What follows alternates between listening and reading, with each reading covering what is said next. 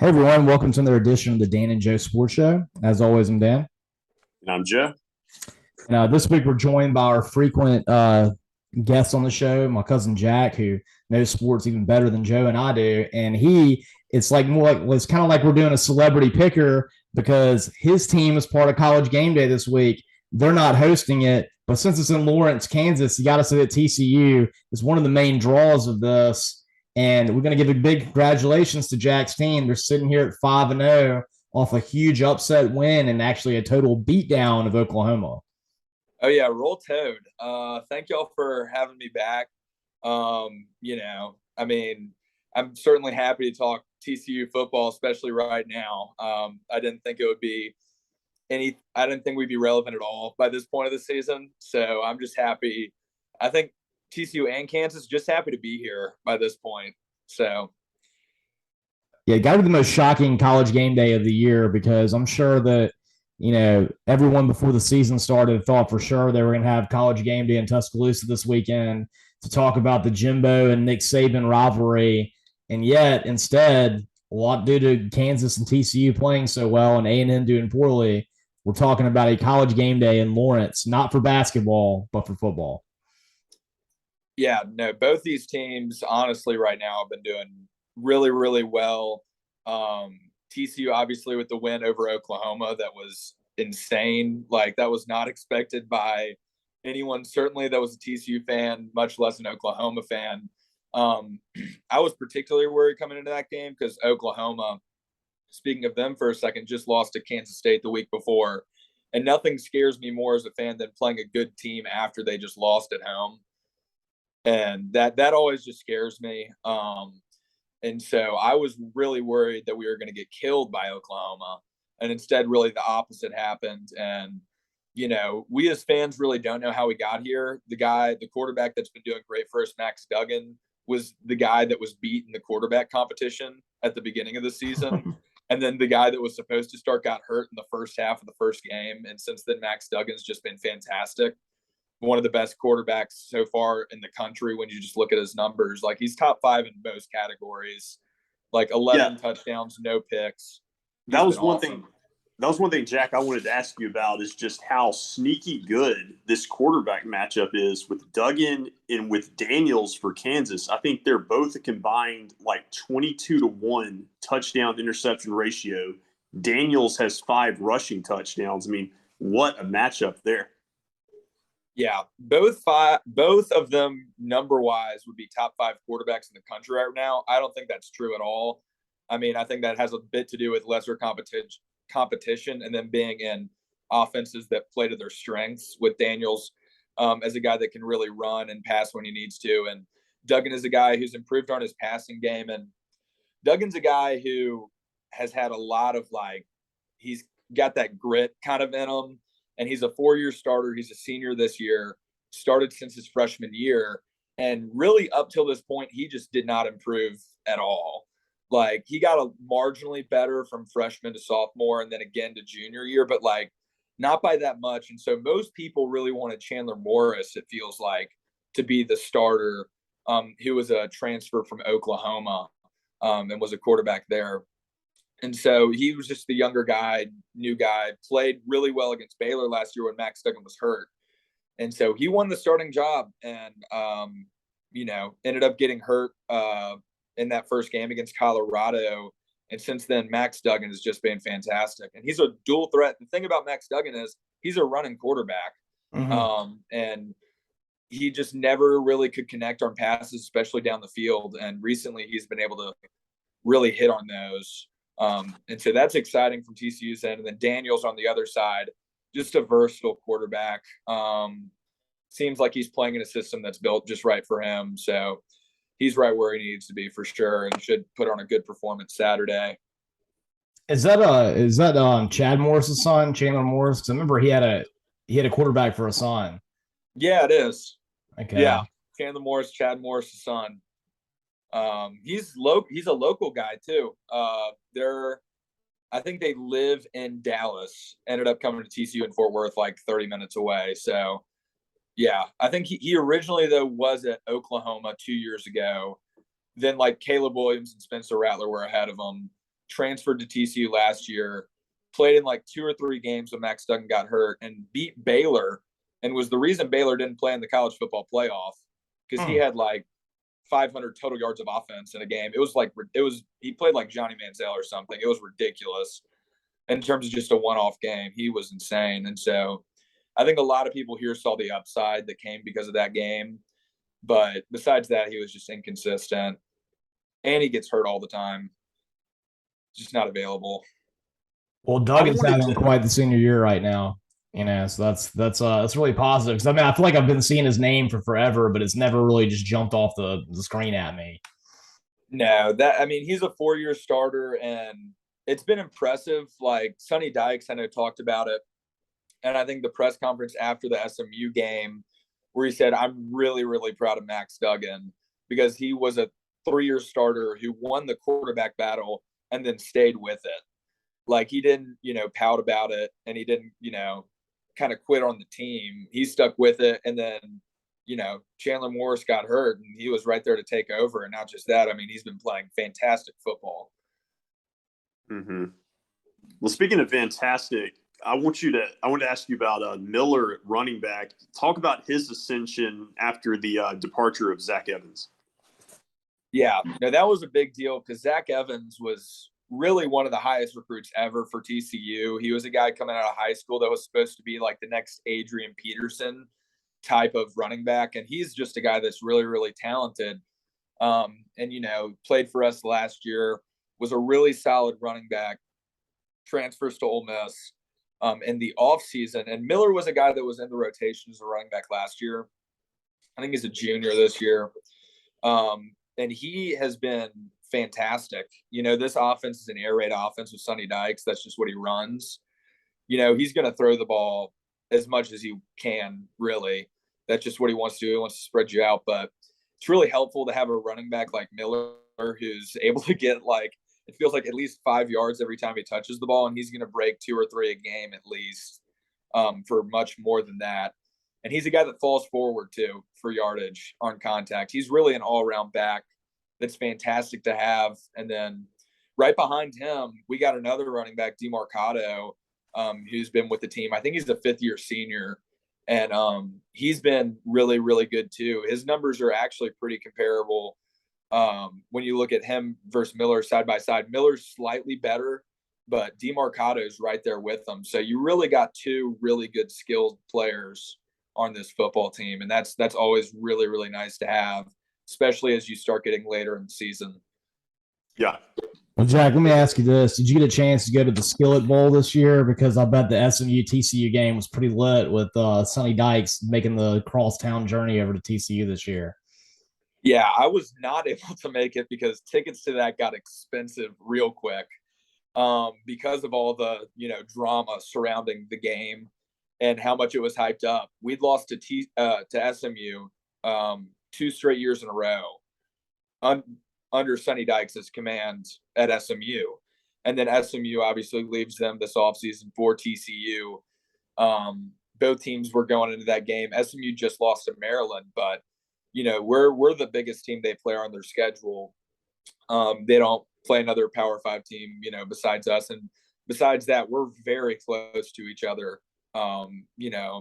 This is the 101st meeting that was this year, I believe. And so it was a really big deal on top of the fact that, we took their coach, and a lot of players from that team, that played for Sonny Dykes last year are still playing for SMU. So that was a really, really big deal. It was a sold out game, although SMU, it did not look sold out. When you look at it from a TV wise, I don't know how many people actually made it in the stadium for that. But it was that was a tough one to get tickets to. So I wanted to go, but by the time we were like, hey, maybe we should check out and see if there are tickets for that, it was like, I'm not paying that money to go watch TCU play SMU.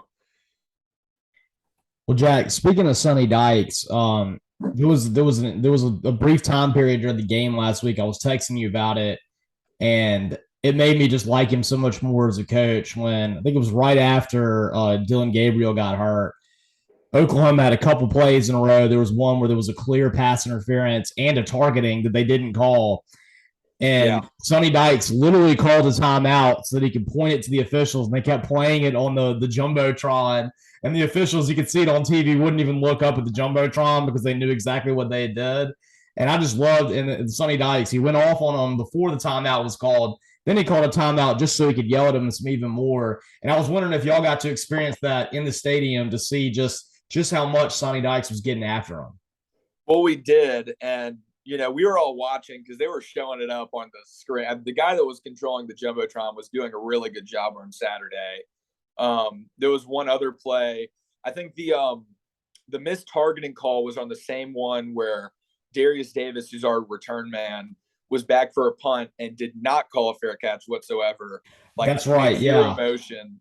And they said he was a fair catch, and he had a wide, he would have. He called it. And he had ran 20 yards, and they came back and said he had done a fair catch. Yards, and then they said he was back, and and then there was the pass interference that was egregiously missed. I think later on that drive, and the guy that was controlling the Jumbotron on repeat just played both over and over and over again during those timeouts, and so that was that people were fully aware of what was going on, and you could see Sonny Dykes getting pretty riled up about it too. So it was certainly a really good atmosphere from that standpoint. What are the atmospheres generally like at TCU games? How would you best describe that? It's interesting. TCU is in a unique spot because a lot of its students are not from the area. So in terms of attendance, a lot of alumni or in California or the Southeast or the mid, just anywhere else in America, it feels like. And, there are certainly those that are in Fort Worth, but, not enough to really have a sold out for just your regular Big 12 game, it's got to be a little bit bigger of a deal. This last Saturday against Oklahoma, our stadium holds 50.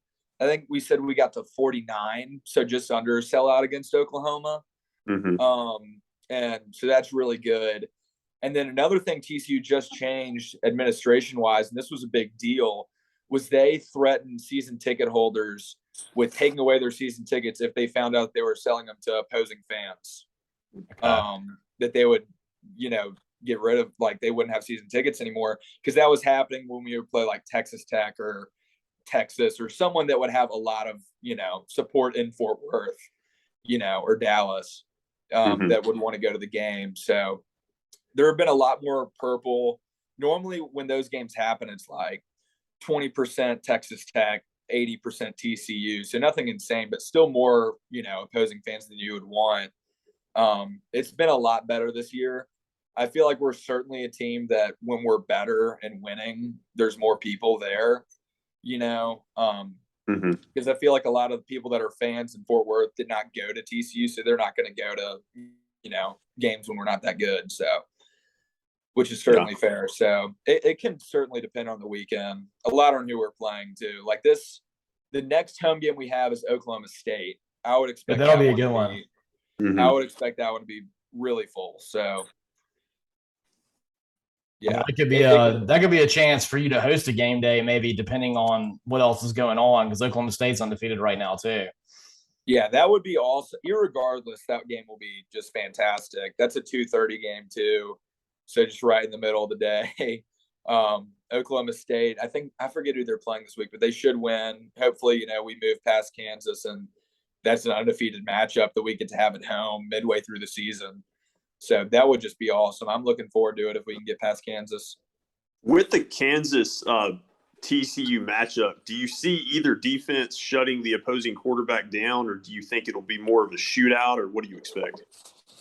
I think it'll lean shootout. I think TCU's defense will be easily the fastest Kansas has played so far. Mm-hmm. Speed is not an adjective I would use to describe Duke or Iowa State. So I would feel pretty confident in saying we'll be the fastest defense, which is speed is TCU's strength on both sides of the ball. And I think that's ultimately what will probably win us the game, is we're just going to be a lot faster than anything Kansas has. The problem that we have as a team is schematically, we only have 3 guys on the defensive line, and Kansas runs the ball more than they throw it. And we've got some really quick linebackers that can get to the edges, and that will be helpful. But them running up the ball up the middle, I'm worried about them just getting, the steady 3-4 yards, every time they hand it off, just because we don't have those guys in the line of scrimmage to clog holes as easily. So from that standpoint, Kansas will probably get their rushing yards and be able to move the ball. I think TCU on both sides of the ball is slightly better. And I think that goes back to the speed and just athleticism we have over them. Just particularly with skill position players. So I think we'll certainly score. That will be no problem. Kansas has let up points this season. They played well against Iowa State, but Iowa State's offense is nothing scary to me. Just a little bit better than Iowa's offense. Honestly. So we should get 30 in the 30s to 40s point wise. And I just don't know. Kansas will get in the 20s to 30s is how I think of it. Mm-hmm. They'll get 4 or 5 touchdowns. I think we'll get 5 or 6. That's kind of what I was thinking, Jack. I kind of like TCU in this one, 38 to 27, somewhere in that range. That seems about right. Yeah. Yeah.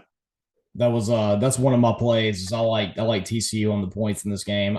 I kind of think that a lot of times when you see these programs that never have had college game day before, it almost works in a negative against them. Like think about App State earlier this year. They come off that huge upset over A&M. They host a pretty poor Troy team, and they have to have that goofy last second Hail Mary to even beat Troy when they were 21-point favorites. Yeah. And that's kind of what I see right here. I think, Kansas is going to be so excited this is happening. They're not going to be able to shelve it, I think, and, be able to focus on the game. I think just the environment's going to be too much. I think TCU is a much more focused team right now. I agree. And the talk around this game, because it is in Lawrence, is around Kansas. You know what I mean? So, everyone's talking about, Kansas off to a 5-0 start. And they'll throw in TCU's 4-0 to kind of hype up the game, But, I mean, we're the higher-ranked team going into it. We've been more explosive than them. I would say we've been more fun than them, just given the Oklahoma game last week mainly. I mean, Kansas is a really, really fun team, though. That's probably a little bit of bias that's going into that. But, it's also an 11 a.m. kick. So they're going straight from game day into this game, fan-wise. And I also know, because it's TCU's fall break this week, I know a lot of guys that are going up from TCU up to Lawrence this Saturday. There's a good bit of people from the Midwest that go to TCU too that were just going home anyway, and they're going to the game. So there'll be a decent TCU contingency there. I wouldn't expect it to be massive. I mean, it's still in Kansas, but I think there'll be more TCU fans than people would expect. And on top of that, I think the adrenaline in games like this can work against you, where you're just trying to do a little bit too much, like you're trying to make too much happen too quickly instead of playing for a full 60 minutes. And so I could see that happening as well. And TCU's been a great first quarter team. Like SMU, we got up 2 touchdowns like that. Oklahoma, we got up like a billion touchdowns in no crazy time. Like we have been first quarter offense for us is where it feels like we get like our offense is moving fast. And so I think that we have a team that's built to come out and just punch them in the mouth really early. And then it's just seeing how both teams respond from there. And I can see that happening because y'all will have a prime opportunity to get off to a good start with a lot of the fans just getting into the stadium coming off a college game day. I can't believe they put that as an 11 a.m. kickoff when I think about that. Well, that was 2, and this is on Fox Sports 1, which is even funnier. It's an 11 a.m. kickoff on Fox Sports 1. Granted, most years that would be what TCU Kansas is on. Like Fox Sports 1's the SEC network of the Big 12, basically. Yeah. So, that's what, TCU Kansas goes on. That's what Missouri Vanderbilt goes on. It's just how it, you know what I mean? Like, that's just how it works. So, right. It's not surprising. It's more surprising that, these teams have the records that they do. So I think that will be an advantage, though, of fans trickling in through game day. It won't be a full stadium to start. Give TCU a chance to adjust to the crowd more slowly than coming out for warm-ups and it's already full. That's a big difference. So, yeah. Well, good deal. Well, Jack, let me ask you this. I want to get you back for one more segment so we can talk about some stuff related to Auburn and some of the picks that you have for this weekend. But before we let you go on this one, if me and Kayla came to a game next year, which one do you think would be the one that we should come to so we can go visit you? Because I definitely want to go down and go check out Fort Worth and go to a game while you're there. I'm trying to think about who we would have at home next year. We would have Baylor at home next year. That would be a good one. That's I would like to see Baylor. Because there are SMU and Baylor are our two main rivals. So that would be one people are hyped for no matter what. So Baylor would be a good one. That'd be the top of my list. Okay, well, I'm definitely gonna add that one on. Yeah, Baylor will be awesome. All right, man. Well, we're gonna bring you back in just a second, and we're gonna talk a little bit of Brian Harsin. Not as near as exciting of a topic as TCU football. I want to thank all of our listeners for tuning in. Of course, you can catch us every Wednesday, and then we're also on Spotify. And of course, we have our YouTube channel now. You can subscribe to that, the Dan and Joe Sports Show on Spotify, at Dan and Joe Sports Show on YouTube. And of course, you can follow us on Twitter at DJ Sports Show. And as always, I'm Dan. And I'm Joe.